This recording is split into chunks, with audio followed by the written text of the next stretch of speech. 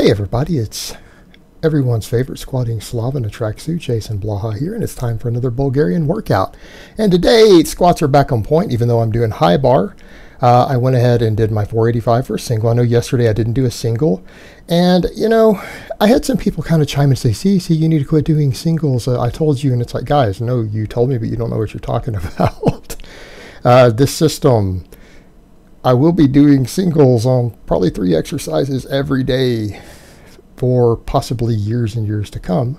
And then we add volume work and then whatever minimal accessory work is necessary. All right, and we add volume work, guys. We don't replace the singles with volume, we add volume. And yes, I have to build my work capacity on the squat. I have to build my work capacity on the squat because I will not progress at any reasonable rate from this point if I don't. In other words, if I keep doing just the singles, I might put 10 more pounds on my squat in the next year. Well, that's not acceptable. So we're going to keep building the work capacity.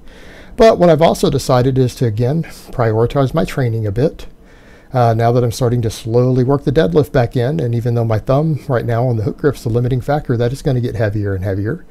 I know that my bench is really weak relative to my other lifts right now, and things like my press aren't as important. My press strength, I've worked really hard for the last year on my press. I'm actually happy with my press strength. Like if my press only goes up 2.5 pounds the rest of the year, I will be thrilled, as long as my other lifts go up. So what I've decided to do is to go ahead and start working my bench volume. I was going to wait another week to do it, but I decided, look, I've got enough pressing strength on the overhead press. I'm doing the rows now. I think it will be fine if I start working my bench up. So we're going to start doing squat with back off work. We're going to bench and then do back off work. Then I'm going to deadlift and then I'm going to row every day. Then Saturdays, I will go ahead and do the press instead of the bench press. So that'll give me 1 press day and 5 benching days every week. But then we're going to be squatting and deadlifting and rowing pretty much every day. All right, that was a little heavy today. I'll be honest, that was a 3-second rep. When we start running in the meters per second that we have, we are dealing with a true training max. Anytime we hit at least a 3-second rep, we are at a true training max. Going heavier would not be advisable. So until we see that bar speed improve, we are going to sit at 485. If it takes 3 weeks, 6 weeks, 10 weeks, whatever it takes, and we will do the back off work. Today I got my 405 for a triple for back off pretty decently. Now, how do I feel about that? Well, it's okay. What I want to see ideally is 2 sets of 3 with 425 on the back off. Now, that's going to take me a while to build to that. But in so doing, I'm going to put some size on my quads. I'm going to build more strength, more work capacity that will give me better singles. But that's just the route that I have to go, and it's going to take me a while to get there. Like even building to a second back off set is going to be tough. Being able to do 425 for a back off set after every workout for 3 is going to be tough. The only way it's going to happen is the training, getting the work done, rest and recovery. All right, that's all there is to it. That's what I'm going to have to do. That's what I'm going to do, and we're going to make it happen, just like we've made progress happen in these last 9 weeks. So bench press. Bench felt a little tough today because I did back off work yesterday and I went ahead and did my normal press stuff at the end of the day. So it made the bench a little slower than I'd like. It wasn't bad. Nothing were grinders. I would just like it to pop a little faster. But I think what we're going to see, since I'm not going to press today, it's probably going to go a little better tomorrow. Then we'll press Saturday and then we'll slip through Monday through Friday and we will do the bench and then we'll do 2 back off sets. I will adjust as needed on this. Because I'm already hitting the back off volume that I want, and I think that's largely due to the press work capacity carrying over, I'm not that worried. Like I could probably go up pretty quick on the single on the bench, but we're going to play it week by week, day by day, and we're going to see how it goes.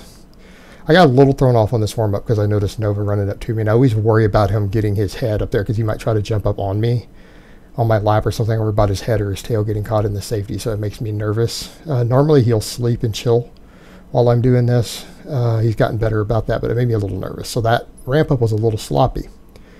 But 317.5. It was okay. Like I said, it was a touch slower than I'd like near the lockout, but I'm not sweating it because, like I said, there's a little extra fatigue this week outside of a normal rotation, and we'll adapt to this volume real quick.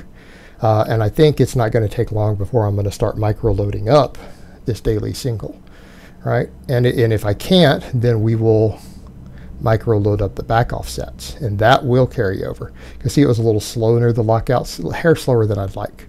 Yeah, I know it's Thursday. Yeah, I know it's my 4th day benching and having done pressing overhead 4 days in a row. Still don't like it. The back offs were fine though. I might need to set my safeties a hair lower because I've noticed on these back offs, because I tend to sink them kind of deep for a long pause, I tend to hit my safety sometimes on one side coming down. I might need to drop that a notch lower, which means those plate holders will have to go a notch lower. I'm taking those off later this week though.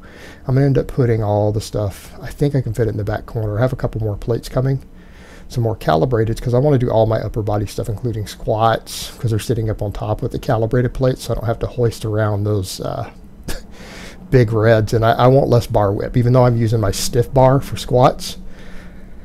I feel like I'm going to get more and more bar whip as I start getting over 500. I would rather just have the 5 blues because they're much thinner.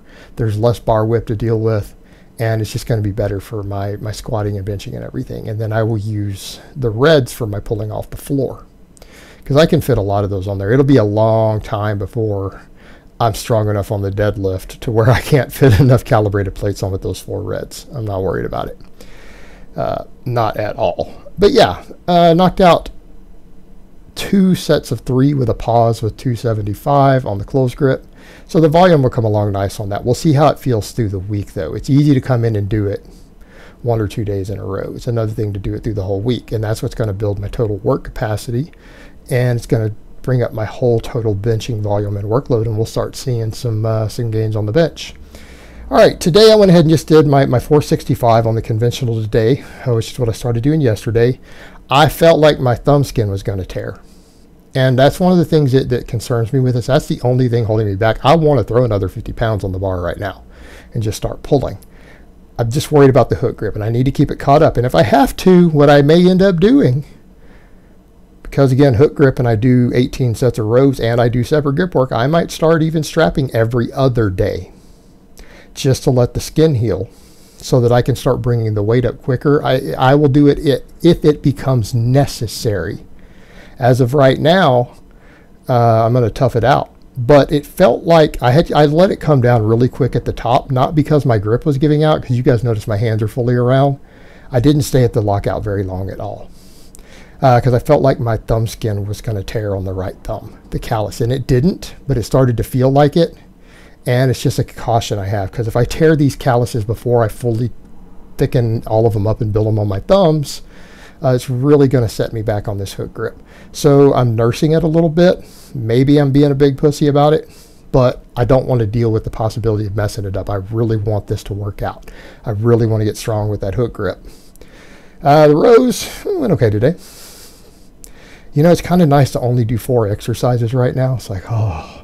Even though I'm doing the back off volume on the squats, even though I'm slowly bringing the deadlift up, it feels nice to only do 4 exercises, even though I'm doing all this back off work. It's like, man, ends up being only something like, what, 5, 6, 9 work sets a day. That's nice. That's real nice. Only 9 work sets. No press to deal with. Yeah. Good stuff. I think it's going to make my recovery a little bit easier from this, because it's going to get tougher as the weights start going up on these other lifts. As when the deadlift starts getting up over 500 every day, my recovery could become an issue in the long term. So I really need to pay attention to that stuff. But yeah, overall happy with those. And again, this is really my primary grip work right now. Because I'm using the hook grip, it only develops a little bit of grip. It doesn't develop maximum grip. It develops a little bit of grip. It is not the same as good grip training with like a heavier deadlift. So this 18 sets of rows every week is my biggest grip training component. I do a little bit of pinch block work in addition to this, and I'll probably be fine for what I want to do, but you know, I could always start adding in more grip work. And that's something I'll look at later if necessary, because you know, you can never have a grip that's too strong. I don't care what you compete in. You can have a grip that's too weak, you can have a grip that's just enough, but there is no such thing as a grip that's too strong. It's all around just a good thing to have. Alright guys, but that's really all I have to say on that today. I hope it's been informative, and I will talk to you guys next time.